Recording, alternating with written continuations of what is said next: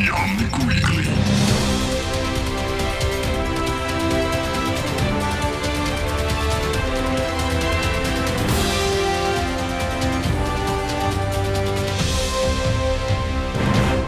Welcome everyone, it is Sunday, April 7th, and this is episode 172 of the Omnic Weekly.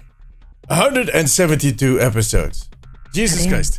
That is like the most I've done of anything. Although, no, that's not true. I did like 5,000 posts on the Omnic Post, and I'm close to 1,000 videos, so that is a lie. But anyways, I am D, and I'm joined by Frozen. Hi. Hi, Frozen. How you doing, Frozen? A bit exhausted, but I'm here now and I'm chilling. How are you? The same thing. Exhausted, right here, right now, and chilling. But it has been a while since we did this. It's been almost a month since we recorded the last episode, and that was because of all kinds of. It was even over a month. Like all kinds of planning, schedule issues, and we just decided to kind of dip out for a month, and so everything could be kind of taken care of. And now we're back. Now, over the next few weeks, you'll notice some changes. We're kind of working on, what the next iteration, as I said in that small announcement I did to announce the little break that we were taking, doing some small iterations, some changes, like the next level of this podcast. What is the future of this podcast going to be? Since, well, we're 172 episodes in. Where do we want to be by episode 200, for instance, and kind of what is the podcast going to look like? A lot of change. Like we have Frozen now here as the regular co-host. LP was going to join us today, but he fell sick. Imagine we sick in Florida. Damn. Exactly. How do you do it? How do you get a cold in Florida? Well, actually, the cold has nothing to do with the cold. Apparently, it's all virus-based, so it doesn't even matter what weather it is. One tiny change is already here. I dyed my hair again. Oh, you did? Wait, wasn't it? Is it a different color? It's a bit more blue than I was going for, but yeah, it's a different color. I'm really bad at that. I just noticed when people have color in their hair, but I can't tell you if you used to have purple, green.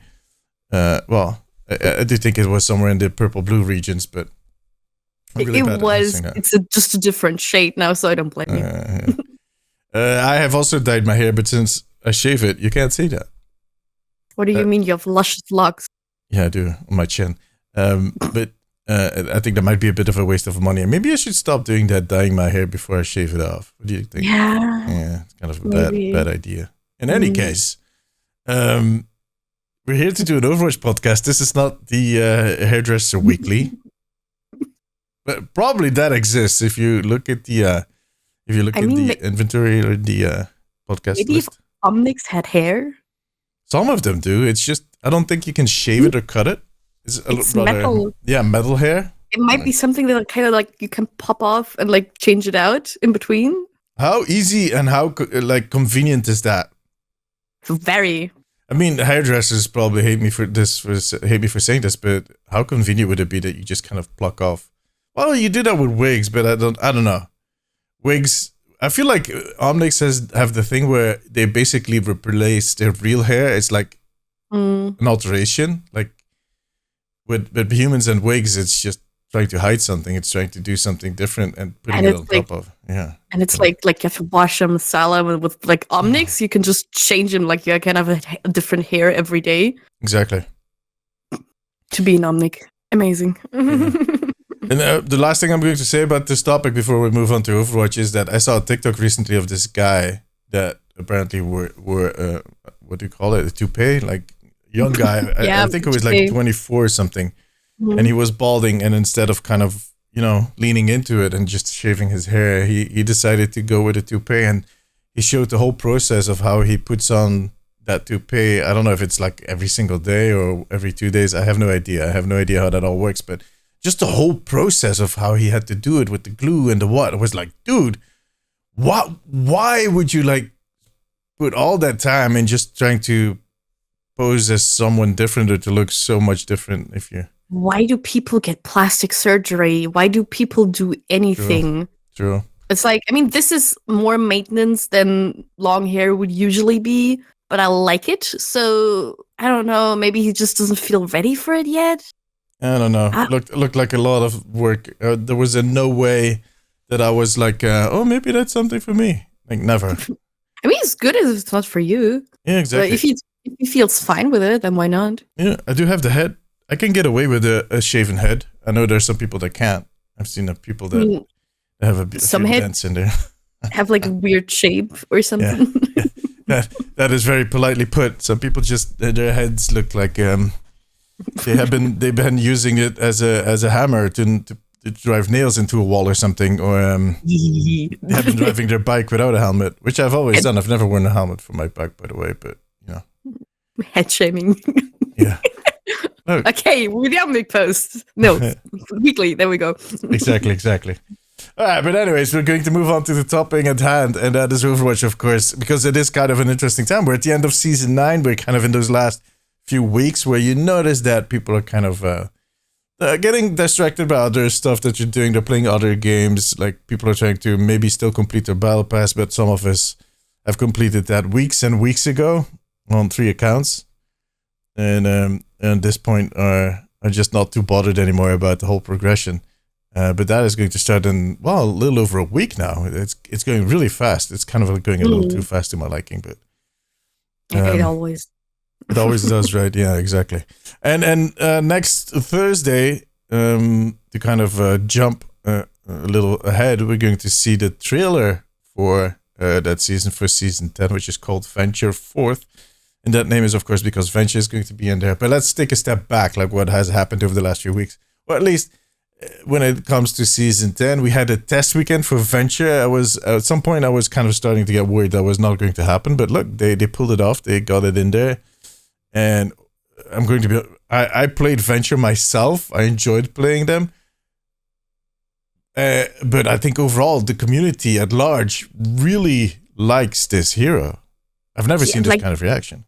The posts and everything about them, like, I mean, a lot of it is probably contributed by their voice actor, because like they have been so active and like starring in everything, and I've seen them on Twitter all over the place because everybody just loves Venture's personality and their movement kit and everything, because it's been a bit since we got like a heavily movement based hero like that. Because like I feel like Venture is kind of leaning into the Wrecking Ball, Doomfist kind of region regarding movement. Yeah, the dive brawl type. Yeah. So a lot of people, of course, are jumping on it, but I mean, they are a lot of fun. Like, it's very unique and new ability that we didn't have before in Overwatch. So, and it's like well executed. Yeah, the kit overall feels pretty balanced. I've seen some instances where some people are really good at them. I think people that used to play a lot of DPS Doom are going to feel really at home with this hero. I think they're going to be very happy with the way Venture has turned out. And I do think that is going to be interesting to watch how those former Doom players are now going to kind of pick up Venture and just give us a headache in a whole new level. Yeah. But overall, I've seen a lot of people doing really good on them. Just kind of, the kit is not too complicated, but it's not too big, but it has these options if you kind of play it smart and you start combining some stuff that you can do there's a wide range of things that you can do by just combining a few abilities. It's all about the combos. And those are kind of always very difficult to balance. They always are kind of risky. Like there's a reason why Doomfist and Wrecking Ball are always kind of balanced on the razor's edge, as they say at Blizzard. But with Team 4, that's always there. The way they kind of put it, that if they boost them a little too hard, they become extremely OP. I feel like with Venture, it's interesting because Venture just doesn't have a lot of range in their, like, not movement, but in their ability to damage you. So they always need to be rather close to you, which is, in some points, like, which balances them out well, because I feel like they would have been way too OP if they would have had range in their kit too. Yeah, definitely. And I think that's actually a very good point. I think the reason why Venture is not feeling as if they are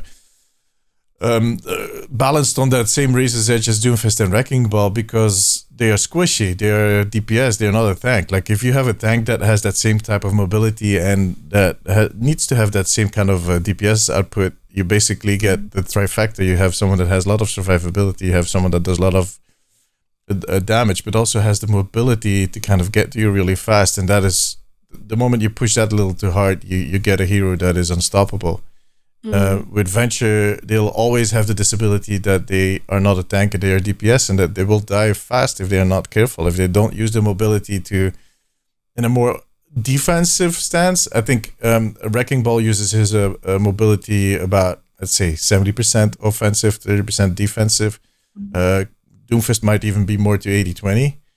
I think Venture uses it the other way around. I think about 60 to maybe 70%, depending on the player, will be about trying to keep yourself safe while you are trying to get close in to do the damage. You're going in with your tank, you're going in with your team, and you retreat when it's time. I mean, with DPS heroes, I always have like some little categories in my brain, which is like you have your hit scan heroes, you have your like heroes that can snipe people. And with Venture, I feel like they're kind of in the category where Junkrat or Sombra, actually, with the rework, Sombra are, which is that you just have to try to move around or play them in a certain way, and they have like kind of a flow to them. And if you break that flow, you can like defeat them more easily. But if you have that flow, you can like pull off amazing plays. Yeah. So like when I played them, sometimes of course I didn't get them, but I kind of played Sombra a lot recently since I rework. So I kind of felt like a similar vibe to the character, like the playstyle, which is really fun because it is still refreshing, but also feels kind of familiar in some points. Yeah, they fit in the roster perfectly. It's kind of insane how well they fit in the roster. There's no way, like with Life Weaver, I love Life Weaver. I love playing him still till this day. I don't play him as much right now because I'm kind of, I'm always in this, because I play so much Overwatch. I stream it like 3 days a week. I tend to, I'm in a mood where I'm experimenting a lot with all new heroes that I haven't played much before. Like I'm really into an Echo phase now, Echo and Sombra.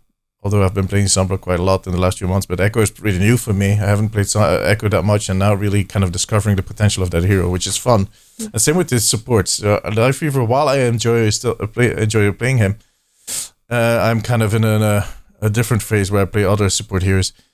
Yet, my point was that when he was released, for me, he wasn't feeling like an Overwatch hero in those first few weeks. I don't know what it was. It's not like I hated him or that I didn't like him or that I really felt he was very different from anybody else in the game.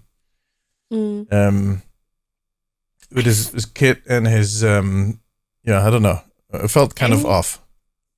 Maybe that's because with his kit and the way they approached things with Life Weaver was that we suddenly got a hero that was kind of tied into the lore but wasn't really mentioned beforehand, and also their kit was like so unique that we didn't really have a reference before in the game. It's I think that's coming into a new game and having to learn the mechanics all over again, which is not the case with Venture because we have like sometimes similar things in other heroes that we can see, but it's also very new, which makes it just feel very Overwatch. Yeah. I think lore-wise, it wasn't necessary for me personally, the lore thing, but I do think you're onto something when it comes to the kit, and especially with the controls. The controls in those first few weeks were just so. I actually didn't touch him, didn't try him as long as they didn't change the controls because I was refusing to learn his kit twice. So I was like, if you guys are going to change him anyways, frick it. I'm not going to play him at all till you guys change his controls. Yeah, Life Weaver was a bit of a mess. I mean, it's just like if you get the controls wrong, if it feels weird while playing it and you have to adjust it or like make it yourself, it's kind of harder to get used to a hero, which was like just the controls of Venture just felt so natural. Yeah. And they just fit in the roster. It's just like they've always been there. They fit in the roster really well. They don't stick out in any kind of way of like the silhouette or like they just kind of fell in place. Like there was an empty chair and they took that chair and nobody noticed. You know what I mean? It's like really beautiful the way that I don't know how long they've been cooking on this character, but they just did it well. Yeah. It's like Venture was just made to be there. Mm-hmm. And especially since we now got a little hint again at Anubis and everything, and maybe a hope for more Egyptian themed maps. Hopefully, maybe. Yeah, well, yeah, it's that is a good point. Kind of adds a little spice too, that you're not only excited about their amazing capabilities, movesets, how natural they feel, also their character, like their personality is just so Overwatch with this kind of goofy and like smirky type of personality, which I feel like there's a lot of depth to them that we just don't know yet. But it's amazing. That whole Wayfinder thing where they're part of, like the group of archaeologists, that is like a story that we haven't heard a lot about. I do think that they are kind of at the core and the center of. I made this whole video that is going to be released later today as we record this on Sunday. That is actually talking about the next season, kind of what the theme is going to be and whatnot. And we'll come back to that in a second, but it's basically about all the different factions that you have in Overwatch. And well, there are two, like, Overwatch is not necessarily that, it is that bad versus good story or good versus bad story, depending on which side you're standing, that you're looking at the whole thing. But so you basically have the Overwatch team and the UN on one side, and you have Talon and Null Sector on the other. That is like the good bad, the Horde versus Alliance thing. Like we have to work out. Because it's like, with all the games, we kind of have this it's good and bad type of situations, but especially in Overwatch, it's so apparent because we view them as the bad guys, it doesn't mean they view themselves as that. No, but that's always the case. Like with the bad guys in Overwatch, they always think they're doing the right thing, and sometimes they don't know they're being manipulated. Like we have the knowledge of that, of course. But that's what makes it so appealing, and what makes the characters just so relatable. Is that like they think they're doing the right thing. They think they're the good guys, which is so interesting. I mean, and like, in the case of Reaper, for instance, I think there's the Widowmaker. I think those definitely know that in general they're not being that they shouldn't consider it, but they have a motivation, and that is kind of critical. I do agree with that. But what I wanted to say is, like, you have those two big factions, but in Overwatch you also have all these other factions that kind of float around. Like, do you consider the Junkers to be good or bad? Depending on how you got in touch with them, you'll consider them either good or bad. You have the same thing with Vishkar Industries. You have the same thing with Helix Securities. And the Wayfinders, according to my idea at least, is that they're very central in the sense that their focus is really on trying to safeguard the history and to make sure that all these objects and all these sites and whatnot, all these dig sites, and that they are protected, and that is kind of their principal mission, is to dig through history and to preserve it.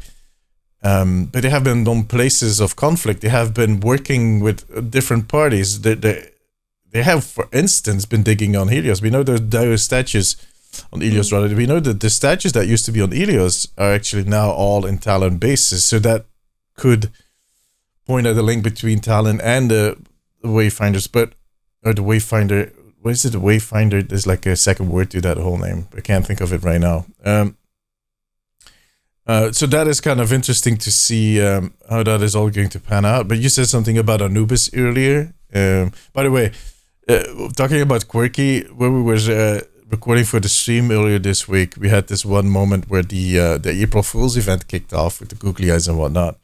We had the chance that one of our team members, Yaros, was actually playing on Venture at that point. We had that little overlap of, we started the game already before the April Fool's event started, and the googly eyes were just activated on the minute when the event started. So at some point we had a Venture with googly eyes in our, which was a rare sight because they weren't released. They were actually, the test weekend ended just as the April Fool's event started. But we did the hello. They have such an quirky hello emote where they kind of put their whole body in it. Like, you need to check it out. I posted it on Twitter and on Instagram. But with the googly eyes, it just emphasizes that whole quirkiness to Venture, and with the chipped tooth and whatnot. And it's hilarious. The way they say no.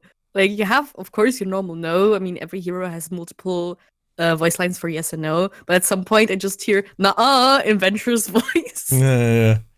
It is. And also for a hero that has not been released, there's so many memes already going around with the rocks and the stuff.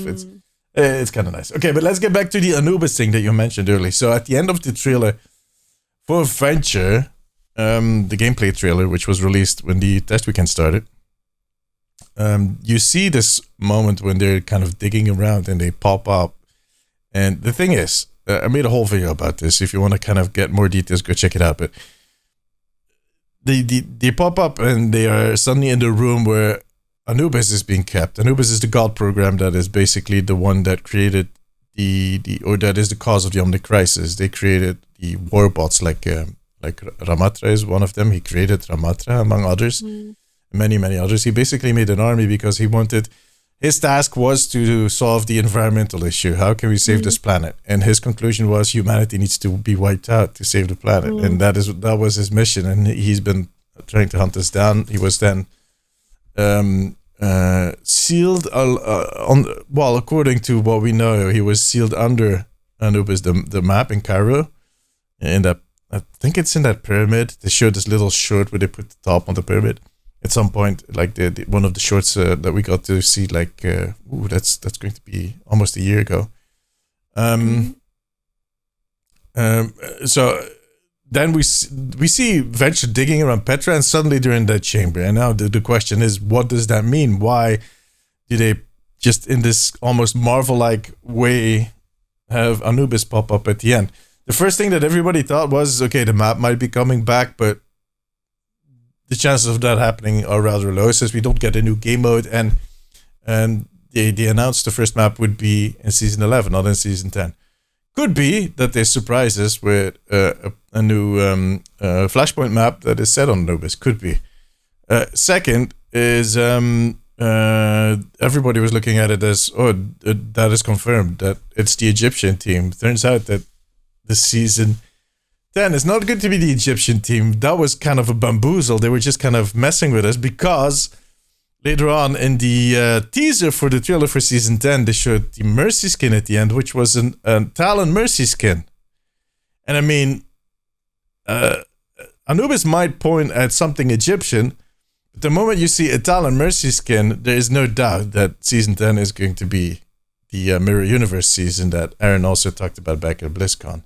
In the first half of that teaser trailer, with the way the font looks, with the title being Venture Forth, I was so convinced still as like, oh yeah, it's Egyptian theme. It just fits so much. Then you just hear Mercy and that voice line, and you see her staff and the boots, and then I just like frame for frame, I saw like, oh my god, it's Talon skin. Oh my god, it's the Talon skin. Yeah. It was. They pulled it out. They really kind of put a lot of effort in making it look. The thing is, of course, Venture is still an archaeologist, so if they did it deliberately, I don't know, but it worked out pretty well.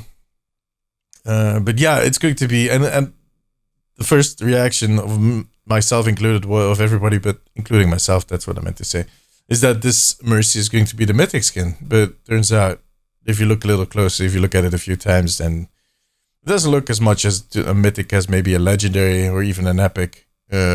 So I don't think Mercy is getting the mythic skin this season. A lot of people were upset about that it would be the Mercy skin.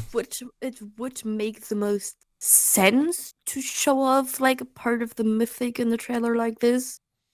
But it's also, it may just be the style of it that's like, maybe we get more changes in how it looks, but it's Overwatch, and Mercy is such a loved character, and I mean, we have like the whole thing with the Mercy Mafia as a joke, but Mercy players are really like, what are you doing? You're going to get us in trouble. But Jesus Christ. I don't know, releasing the Talon Mercy skin as a mythic skin, I don't think would be wise on Blizzard's part, or on Overwatch's part. Mercy, like if you give Mercy a mythic skin, it shouldn't be too. It should be rather. I'm not going to say too edgy. It shouldn't be too kind of like what they did with the Ana mythic skin, where they made it an Omnic. Ana players kind of like that. that change up. They kind of like that. They have that different attitude. Mercy players are quite, I don't want to say conservative, but they prefer the Mercy, apart from some exceptions, of course, Frozen. I'm not talking about you. I know you enjoy playing Mercy and you don't have that fluffy unicorn kind of thing going. There's a reason why the pink Mercy is so popular. Yeah. And that is exactly it. Cutesy Mercy skins. They're like, everyone just loves the cutesy Mercy. And like even her more edgy skins have kind of this cutesy vibe to them. So I mean, I'm enjoying this change up in Mercy skins a lot. This is like a proper edgy Mercy skin with maybe some voice lines.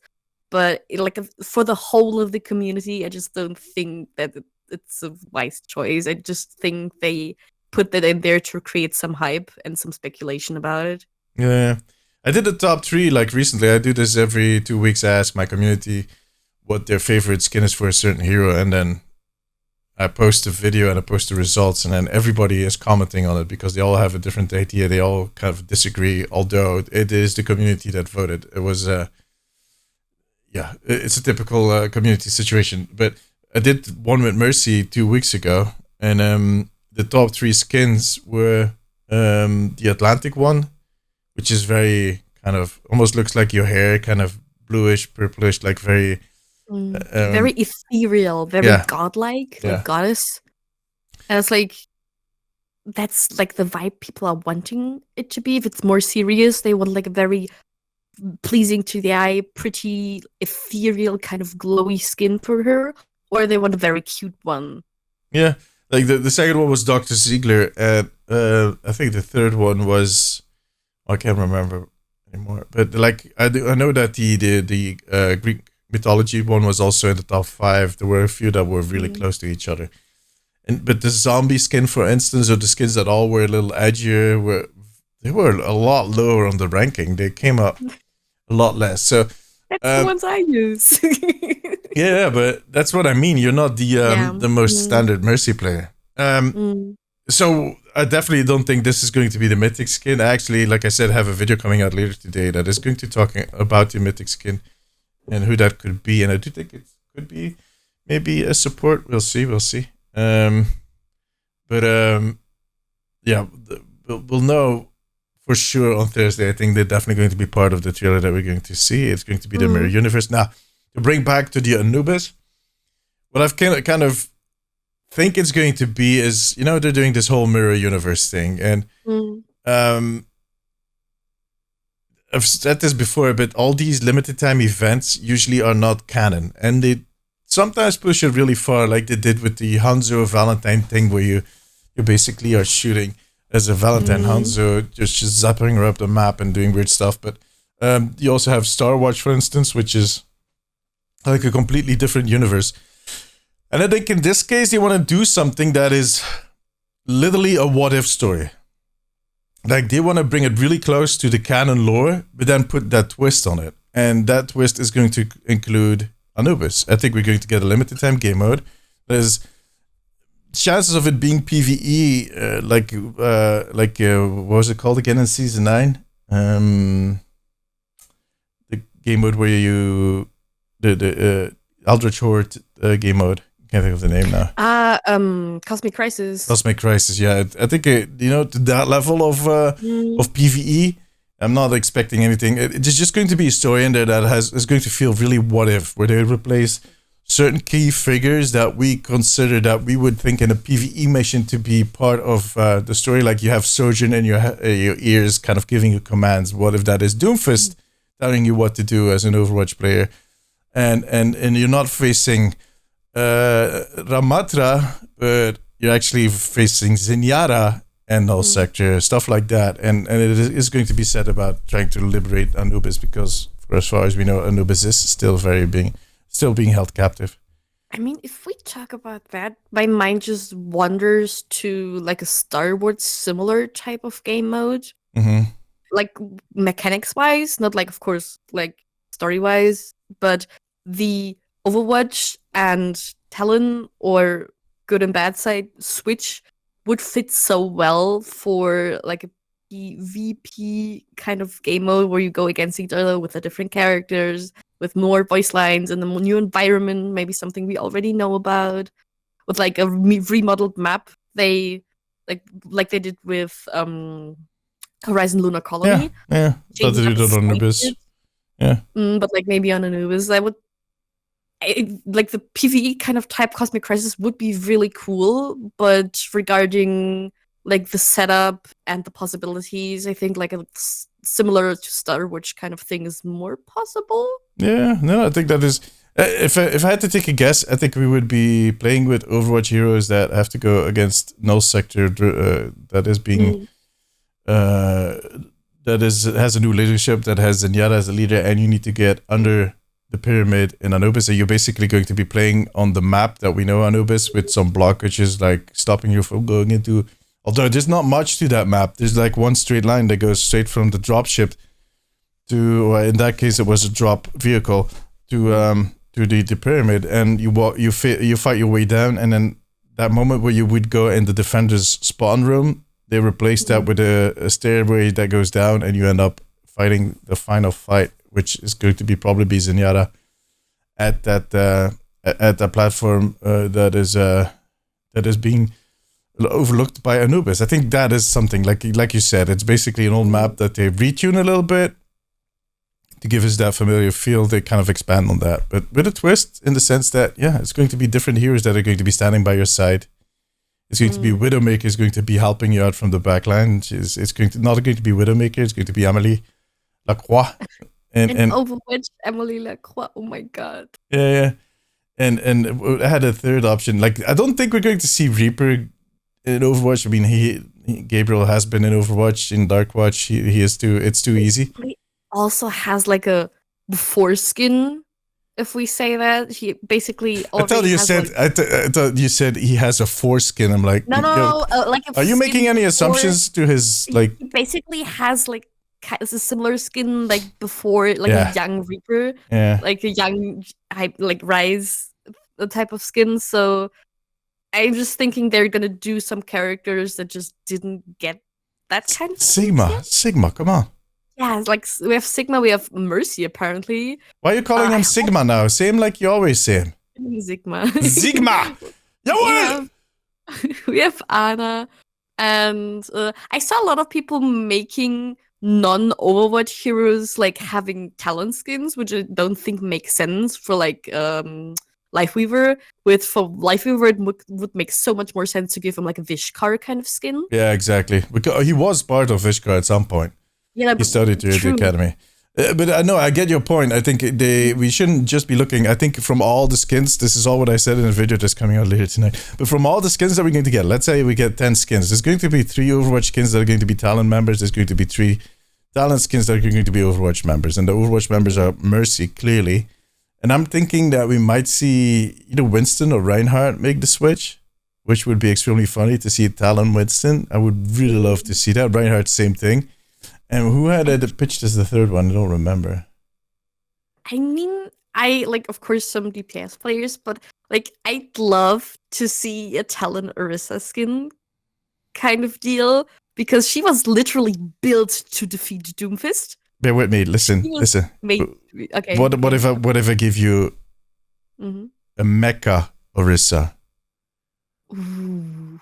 Because that was also something that we're going to see. We're going to see these little factions crossing heroes, and I think an easy one would be the Junker Queen in the Deadlock gang, for instance. But like you can get these really exotic combinations, like a Deadlock Orisa or a Mecha Orisa. You know, these kind of weird combos where you don't. What if Orisa wasn't built by Effie, but she had been built by Vishkar, for instance? Like those kind of combos.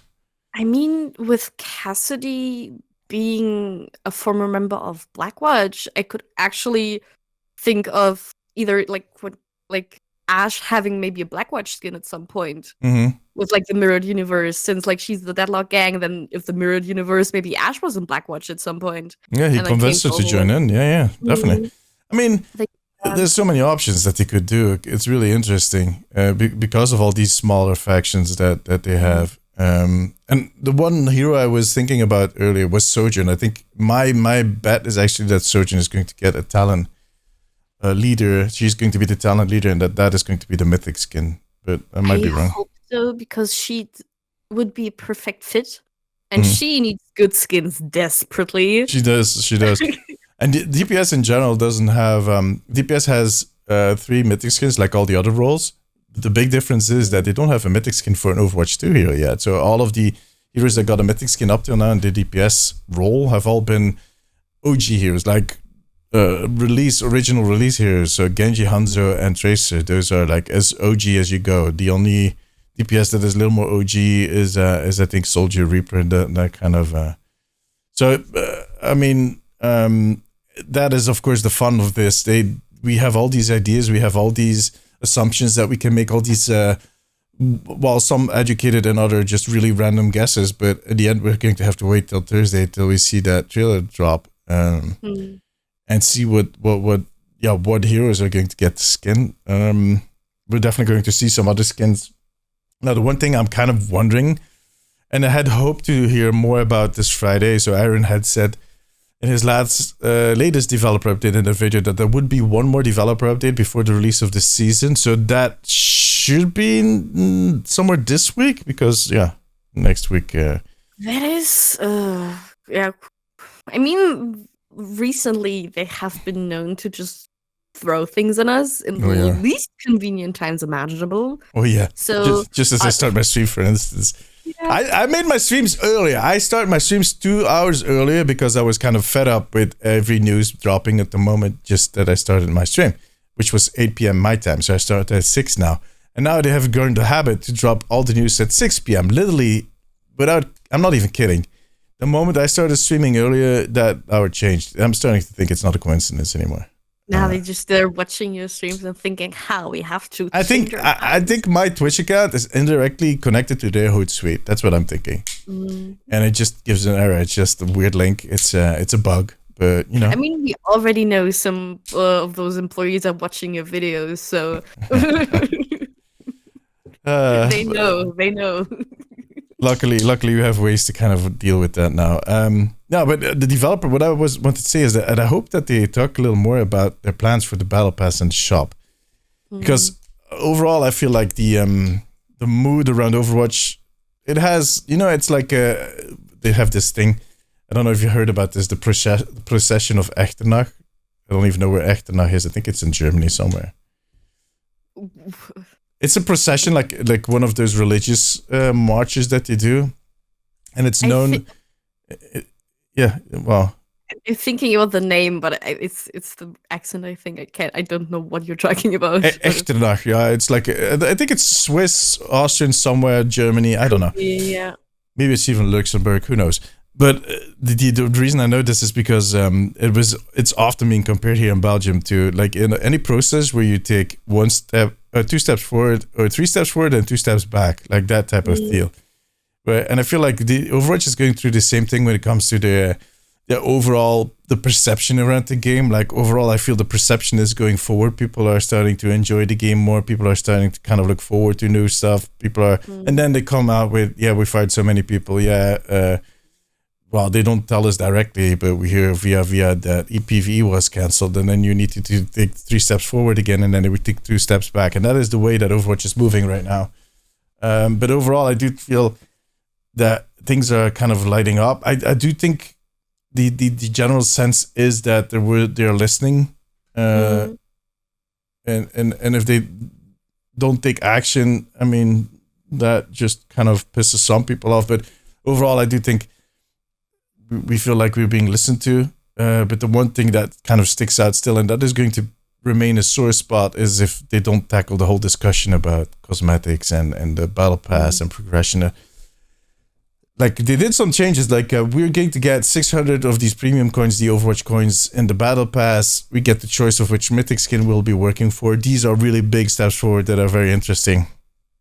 But I do think that there's still a lot of work that needs to be done. And I think Season 10 would be the perfect time to roll those out. I'm kind of worried that is not going to be in Season 10 because they haven't talked about it, except for those 2 other details like the mythic skin and the competitive points the Overwatch coins that we'll be getting. But yeah, I do think that is one thing that they need to tackle in the next few months, to find that balance where the community feels like they're being. I mean, there's always going to be people that are going to be upset no matter what. They just want everything for free, but yeah, that's not how it works. They have to find the, I don't know, healthy middle ground. Yeah. Between they still make money to pay their employees, but also to have everything at a reasonable price, so players don't think they're just out there for the money. Mm-hmm. That's like very, very thin line you always gotta walk on. But with especially Overwatch, I feel like they can do that. They can bring their prices down a bit. Yeah, I'm curious because we heard now. I was talking about it earlier. PvE, they haven't confirmed it, but according to a lot of sources, reliable sources that are close to the people that work at Blizzard, including Jason Schreier, who from Bloomberg, who's actually working on a book about Blizzard. And he said that, the team was told that they would not continue working on any of the PvE storylines. So that is the story missions, basically. That the reason was that, well, they didn't sell at all. They really sold really badly the first bash. And that was like the line in the sand that Activision Blizzard had drawn back in the day. Like you get the permission to work on those missions, to spend all that money with basically a big team, because they had two separate teams. They had the PvE team and they had the PvP team. And there was some overlap, definitely. But they had people that were writing the story. They had specific designers for these missions. They had specific artists for the maps for those missions. So there were definitely like a good deal of people. And those were all fired. Like I've talked about this before, but a lot of these people were fired. And the reason was that, those PvE missions did not sell. They did not hit their targets. And like I said, that was the line in the sand that Activision Blizzard had drawn. They didn't meet the expectations, so they had to cancel that part of the project. But that news, alongside of some other news, also pointed out that the people that work at T4 did not get a bonus. Even since they missed a few of the bonuses. Blizzard made up for the last few bonuses, but for this one they didn't. And the reason was that Overwatch was not making money. Now, that could be for several reasons. Like I said, if you have two teams working on your game, and one end of the team is basically, let's say, like you have a team of about, this is just a guesstimate. I have no idea how many people work at the team right now. But let's say that you have a team of 300 people and about 180 of those people are working on PvP and have 120 working on PvE. And the pressure is on the PvP team to make sure that money keeps flowing in, to make sure that those other 120 people are also paid because they are just working on something that has not been released yet. Then that product gets released and it sells really badly, underwhelmingly. Then you get in this situation where, okay, we need to stop this project. They sadly made the choice to drop all those people instead of kind of incorporating them in the team, which tells us that the cost of having that big a team being active or being paid for could not been covered with everything that they're doing for PvP, not even at the current skin prices. So the question is, like, with all these people that they fired, they kind of limited the cost. How far were they off? Like, were they making enough just to cover? Were they not making any profit? Is that where they didn't get a bonus? Were they not making enough even to cover the costs? Were they not enough to cover half of, like, all these kind of different scenarios? But if they were really if they didn't even cover half the cost of that big team, I don't think we're going to see a lot of changes in their aggressive monetization. I don't think we're going to see any price drops. We're not going to see. They're going to try and optimize as much as possible because that is what they want. They don't want to make us feel like we're being. But yeah, if that model only allows them, there's a certain limit to which they can drop, and then at that point, it doesn't make any sense to run the game anymore. And I don't know how far we are off of that limit. So I don't know. Those are kind of the questions that I'm asking myself, and that I hope we get an answer through seeing what the strategy is going to be for the future. How are they going to move forward? What are their plans going to be? The big question marks. So that's why I'm anxiously waiting for that. An interesting topic full of uncertainty. Yeah. Well, so I think for the people, for Aaron and for Jared News and whoever and Walter Kong, I think those people figured it out, what they need to do to move forward. Of course, but us normal people, us who don't work on the game, who don't have those insights, we're like, that's what I wanted to say. Yeah, that's what I wanted to say. But for us as players, it's a big. There's never going to be any transparency towards that. It's not going to be like they're ever going to share that. And the only way that we're ever going to get a taste and kind of a sense of how things are going and what it is doing is going to be through the changes that they're going to do to the shop and the battle pass in the next few months. If any. If they don't do any, then we know where we're at. Then we know that they're not in a position to kind of... and there's also like other questions. Let me finish my sentence first. They're not in a position to kind of be more lenient on the prices and to kind of drop the prices. But that being said, there's also the world where they charge less per skin, but they sell more skins. I don't know if that is a thing, if that is something that is being researched, because that is really hard to predict. But I think overall season 10 is going to be fun. I'm looking forward to Venture. There's a lot of stuff to look forward to. Also, the fact that you'll be able to buy golden weapons again with your competitive points is also kind of big. Still looking forward to that. Yeah, I'm not that I have enough. I haven't played comp a lot lately. I've been kind of, I'm not going to say avoided, but it's just kind of never worked out. When I stream, it usually kind of turns out differently.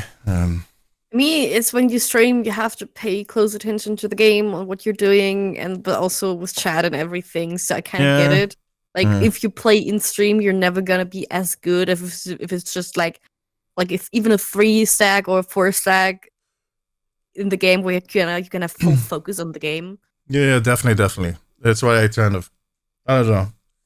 I enjoy competitive, but when I play on stream, I'm sometimes so focused on my chat and talking to people that I don't feel like I'm performing my best and actually kind of hindering myself. So it's the edge between being entertaining and like being good at a game, because being good requires just focus. It does, and I already struggle plenty with the focus on a daily basis. So we're not going to. But anyways, we still have an episode next week, and next week we're going to be talking a little more about what to expect exactly for season 10. I think by then, with the trailer being released, we're going to have a way better picture of what is going to be coming and what they'll be throwing at us in a few weeks. But it is kind of crazy that we're nearing season 10. You know, it's kind of insane. It feels like everything's just moving so fast. It is. Right now. Yeah, because after this, like, once we've gotten all used to Venture, we're all kind of, that is always something that happens with these new heroes they've released. We're all really excited. Everybody wants to play them. You notice that during the test weekend, like, almost every single team had a Venture, and people were sticking Post-it notes to the screen to make sure that or doing silly stuff. Everybody had a tactic or a way to kind of make sure that they picked the hero first. And that is the proper excitement that we see for a new hero. We've seen that almost in all cases. I think the only exceptions that we had was actually Life Weaver, where people were not that... They kind of faded out really quickly. Maga, once Maga was released, like officially released, we also saw it die down pretty quickly, but that was because Maga was also struggling in those first few weeks. I do think in the next few days we're going to get to hear what they are planning to change to Venture. I don't think it's going to be much, in my opinion, but we'll see. They already felt pretty good, so it might be some like minor tweaks, but overall might be better to just observe them for a longer period of time than see, hey, maybe we need to tweak this or that. I think the test weekend will have confirmed that they're kind of on the right path and that they're close and that they don't need to change too much. Which is what it's for. Yeah, exactly. Yeah. And then once we kind of get through that phase and we're halfway through the season, we're going to start looking forward to that next hero, Space Ranger. And that is someone that we don't know much about. We've just seen the concept art.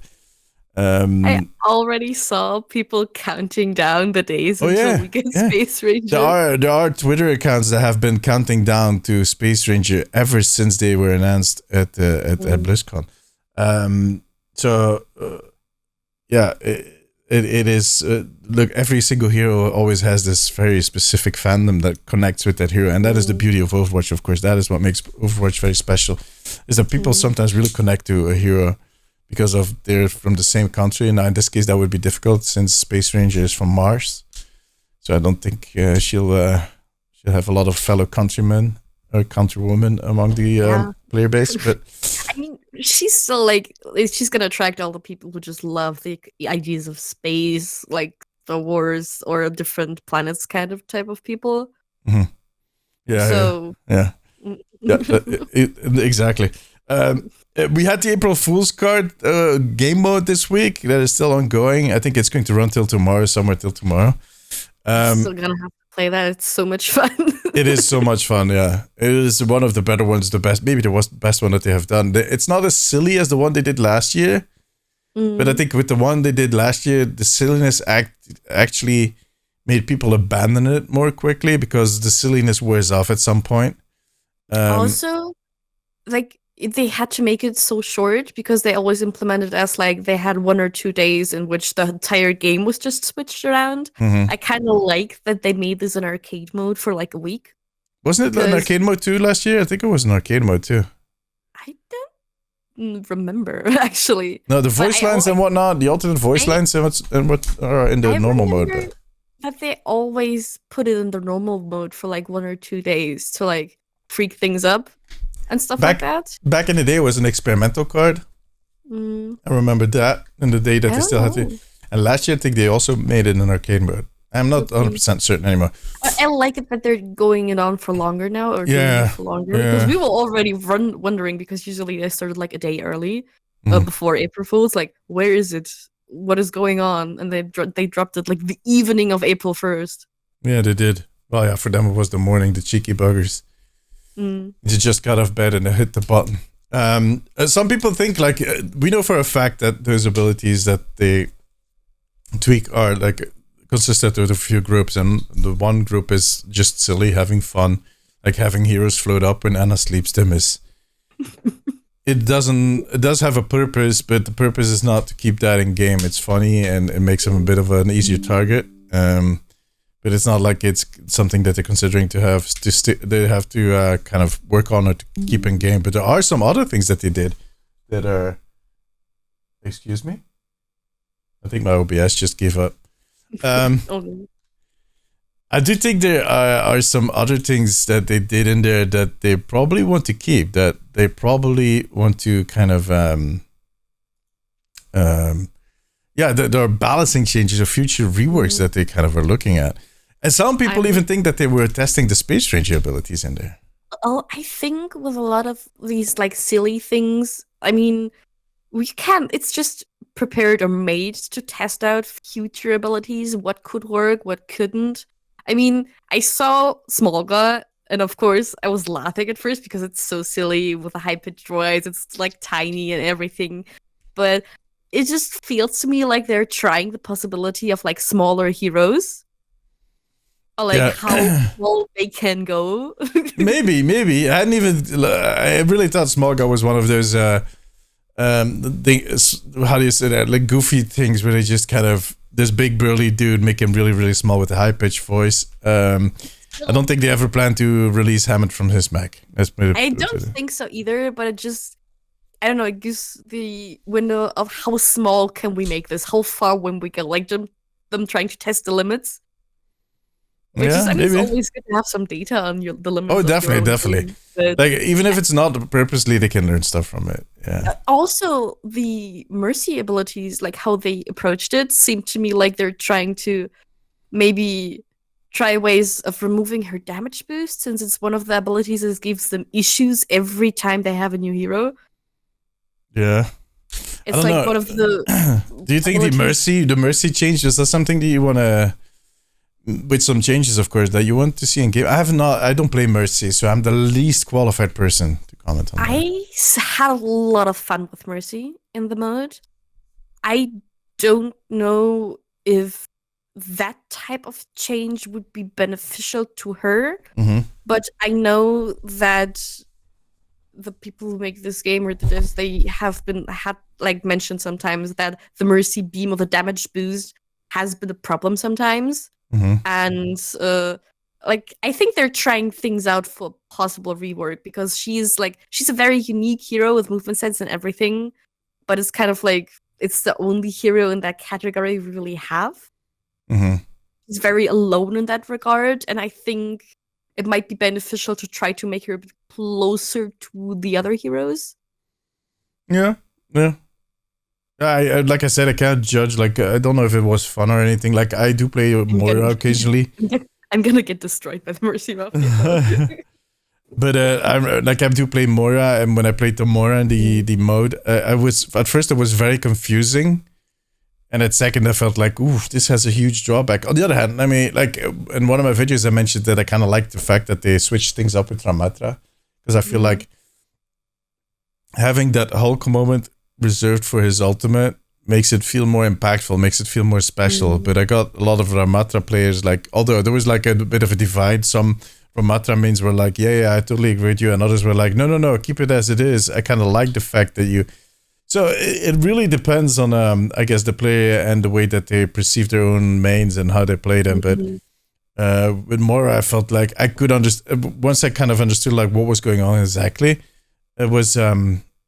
I don't know. It didn't feel as fluid. It might have just been because I needed to give it more time, and I don't know. It's just spray for damage. It felt like I was dusting crops or something. It's because we have the feeling in the brain of if you do this, like the sucky thing with one of her arms, which is yellow, which means healing. Usually for us, it just feels off, because if you take something from someone, like the motion also, it feels like we're doing damage, which it didn't do. No. And like reconditioning our brains is just not possible in that short of a time. So she just fell off. I didn't play her a lot, I have to admit. No, me neither. Like the poison spray and basically sucking life into your teammates is just no. But, if you think about it, why the animations are a certain way. Yeah, but if you think about it, that Moira heal is basically identical to Mercy's heal. It's a beam that connects to your target, and you start feeding them health that way. I think it was a little less strong than hers was, but there was just a spray. You needed to get up so close and kind of. I really felt like I was crop dusting, like, it was trying to kill the bugs on my salad or something. Which, that is not the experience I'm looking for. While some people that face Moira will be, make him suffer. They'll gladly take these changes. But there were a few things in there that really were interesting. Things where I really felt like, why wasn't this in there before? Like Winston's secondary fire connecting to other people if they're close enough to each other. That whole idea of electricity traveling from one body to the other. The same with Sombra. If she kills someone that's under the influence of her virus, that virus will try and spread to other heroes and kind of see if they're close enough. If they're close enough, they will jump over. I like those kinds of ideas. It's really cool, but I feel like those could get out of hand quickly, especially like things with the virus and stuff. But I feel like that's heavily trying to explore new, maybe abilities for new heroes. Yeah. That could be something they're trying out for Space Ranger, for example. Or depthing the ability. I feel like they're doing a lot of different things. They're looking at reworks, they're looking at new heroes, they're looking at tuning, but they're also kind of looking at existing heroes.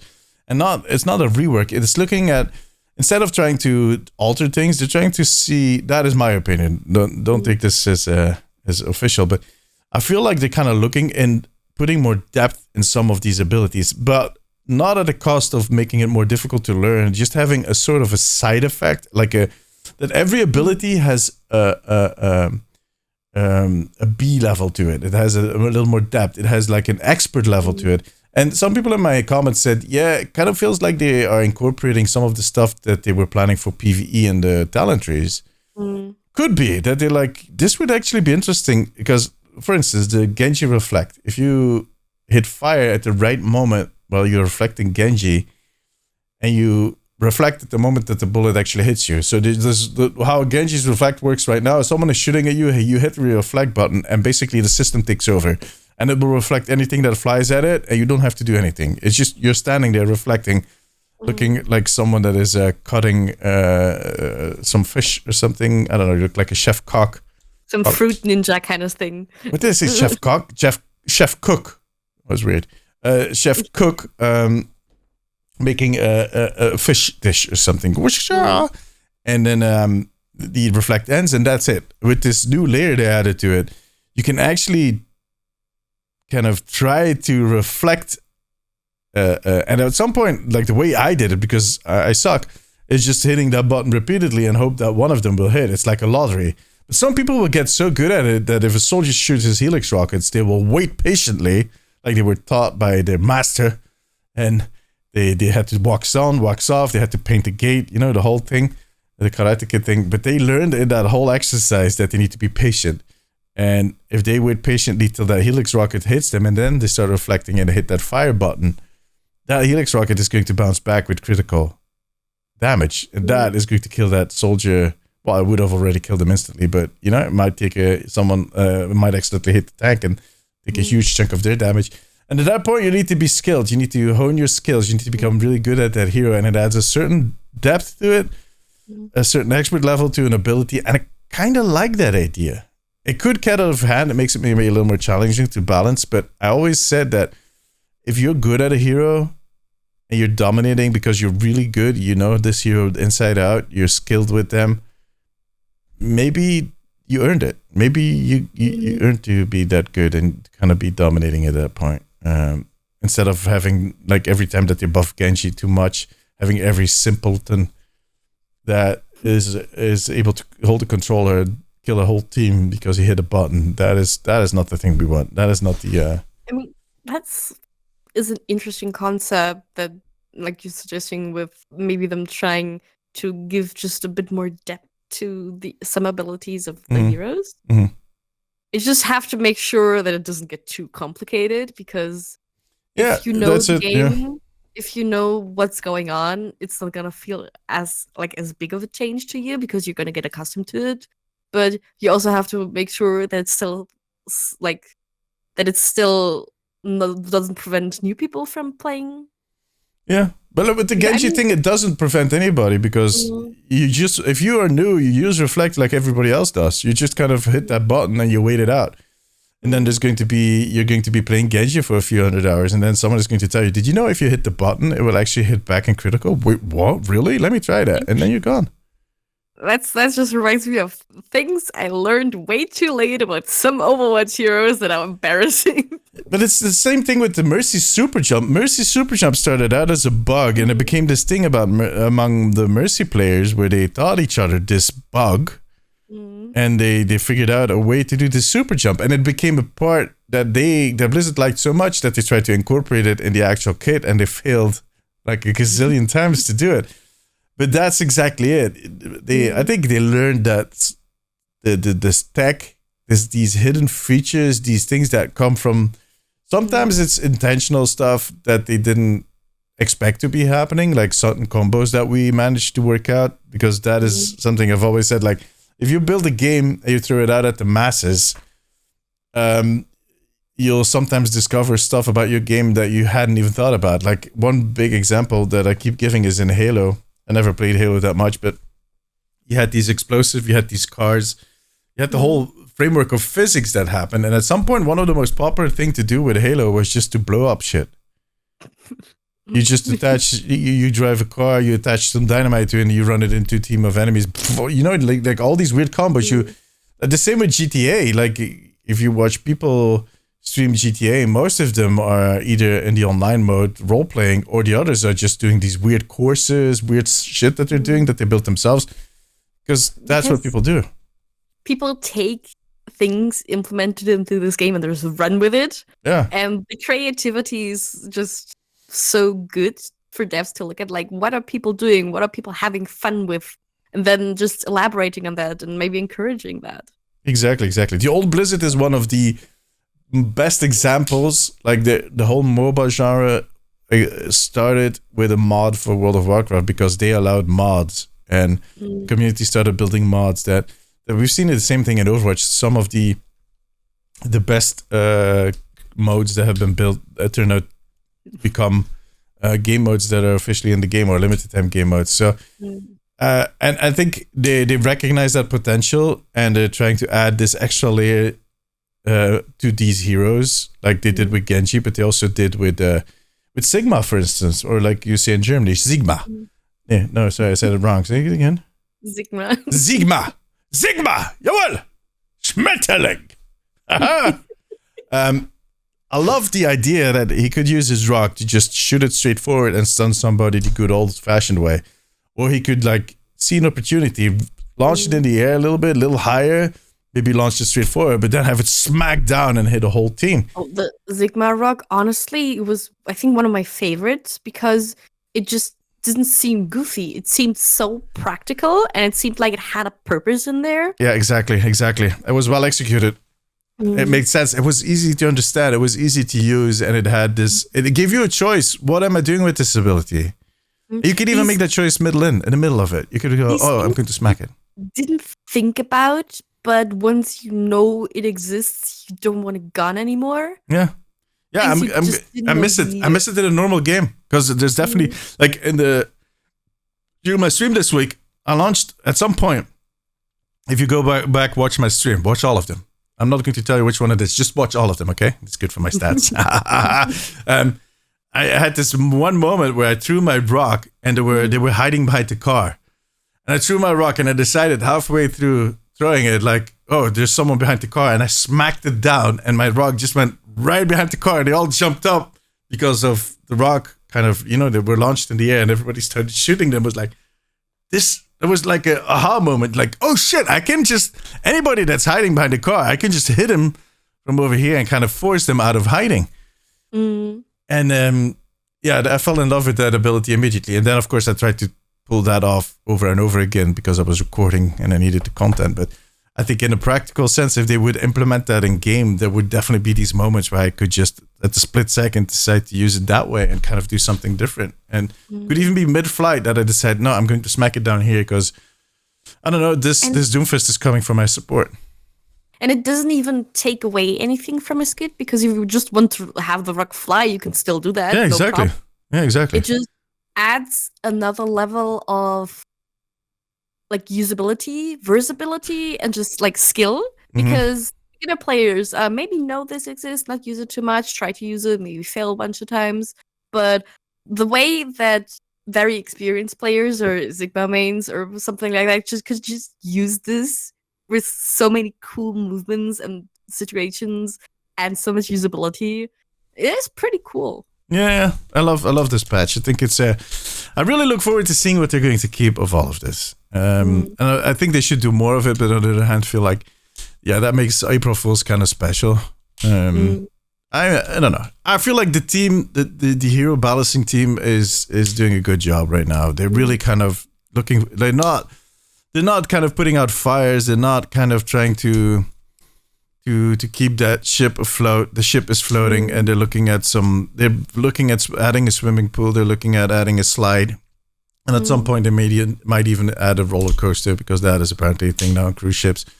They are being very creative with the ways that they can keep building on this, and like the whole change they did in season 9 took a lot of bravery. They were probably very nervous about it, but we're now kind of the next season in, and I've like almost no complaints. Either the people that hated it all left, or everybody's over it. Zero complaints about the bigger projectiles, the HP. Just no. There's like no complaints. Normal Overwatch now. Which is normal. Yeah.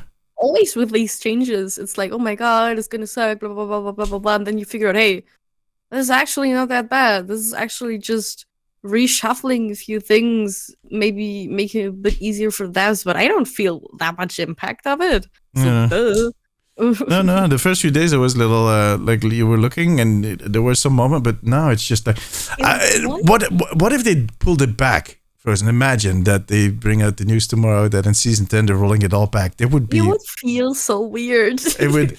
I think the community would be set ablaze again. and just for the opposite now, which is funny. That shows you how how this community, or all communities work. It's not specific for Overwatch. Like I've told this story before. I used to work for a social network, and every time we tried to change something, there were people threatening to come to our offices and kick our ass. Which,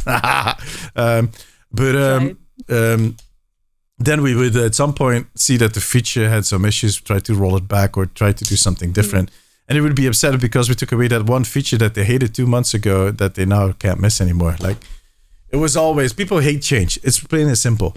And at some point you need to have the balls to kind of work beyond that and do your thing. And that's what they are doing. They have their balls. They are doing what they need to do. And I'm looking forward to see what they're going to come up with in the future, both in new heroes, both in reworks of existing heroes, like Wrecking Ball is going to be changed in Season 10. They're definitely going to do further balancing changes. Like all these elements of the game, they're listening to what we want and they're changing them as much as they can, or like which doesn't make them break the bank or anything, or kind of upholds to their principles, their core principles. It's an exciting future, and there's still going to be. I've said this in every single video I made about the brighter future of Overwatch. There's still going to be shit that is going to happen that is going to upset us. There's still going to be things that are going to happen that we don't like. Trust on that. Always. It's going to happen. There's going to be bad news. I feel like every time they release some good news, I'm like, okay, at some point there's gonna be something not so good. But we'll see. But honestly, not everything can always be roses and flowers and glittery things. The thing is also because like every time they add something to the game that is better, that we enjoy more. We get used to it so quickly, as we've illustrated a few times throughout this whole episode.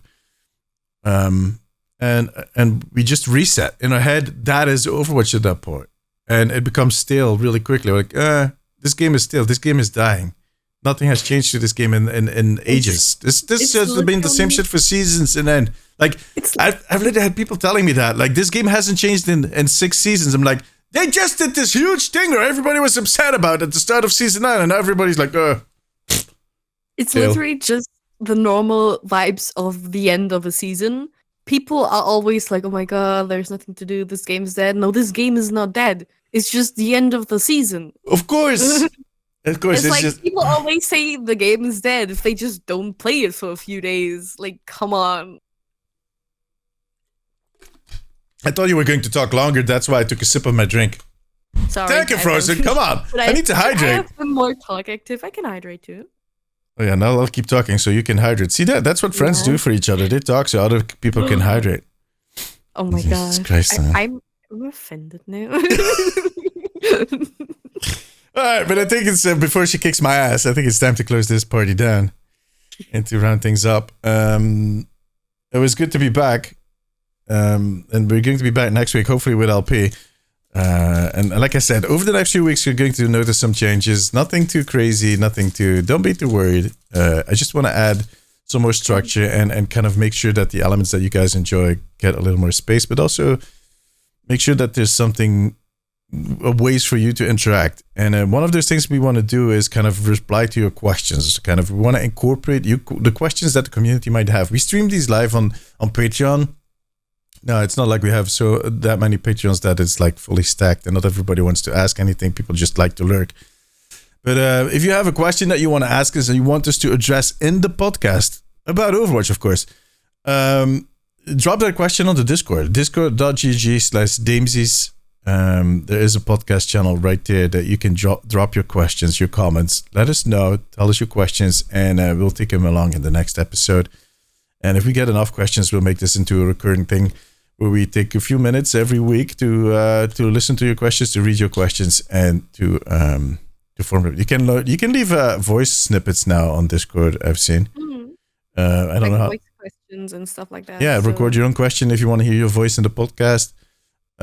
You can write it. You can whisper it really slow. You can sing it if you want. Go for it.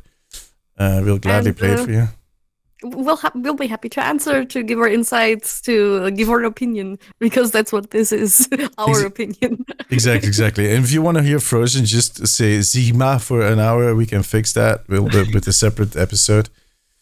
We'll just have, and the thing is, we're not going to copy paste it. We're just going to have Frozen behind the microphone for a whole hour saying, Sigma. I love that you enjoy that so much. Yeah, it is like when you have a lot of different people in my community from a lot of different nationalities, but once you start working with those S and Z, kind of the Germans just kind of pop out. It's just like you can be with a group of friends, and then at some point you put a huge pot of sauerkraut on the table, and all the Germans will go, yeah, and all the rest will go, what the fuck is that? You know what I mean? And do the same things with fries, and the Belgians will go, hey! And everyone's going, okay. It's something that I don't know. I enjoyed the how do you say that? The diversity of it. I love it. All right, Frozen. Can you tell these lovely people where they can find you? It is at Frozen Unicorn on Twitter and Instagram, and the first O is a 0. And, there we go. I've been posting a bunch of venture art on my Twitter, so. Oh, nice! Someone's been drawing. Oh yeah. By the way, for the Patreons, make sure to update your info, because there's some stickers coming in the next few weeks. I'm working on some stickers, and they should be out at the door by the end of this week. I should have them printed and sent out, so make sure you're I've seen them, they're really cool. Yeah, you've seen two of the three already kind of shared with the crew. The third one is still in development. All right, but let me read down my script. I wrote a script for the episode that we're going to do with the voice actors for Zaya, which is still happening, by the way. We still have a few guests lined up. It's just a matter of kind of aligning everything in the calendar, so that is still coming. Anyways, I want to thank our patrons. You guys are legends. You too can join the Omnic Post family over on patreon.com/the Omnic Post. Our patrons can watch us record the episode live and get early access to the audio version. So if you want to get this ranting in your ears first, join our Patreon. On top of that, there's a ton of fun rewards, like I just said, stickers, pins, and more. Follow the Omnic Post on YouTube, TikTok, and Twitter for all your updates on Overwatch. Of course, that also includes Instagram. I almost forgot Instagram. And subscribe to the podcast on whatever channel or platform that you're listening or watching this episode. As Frozen has said that you can find her on Frozen Unicorn with the first O being the 0. And you can find me as Deemzies TV. Plush Noodle is Hannah, and Lonzo Pons is LP. LP should be back next week. Hannah, hopefully somewhere in the next few weeks. She's still dealing with all the health issues, but we hope to have her back soon.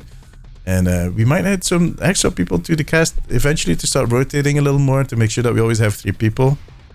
But that is all future news. All right, guys. Yeah, I need help, people. Help. Yeah. I think Frozen is kind of fed up with just dealing with me all by herself. Sigma! Thank you very much for listening. Goodbye.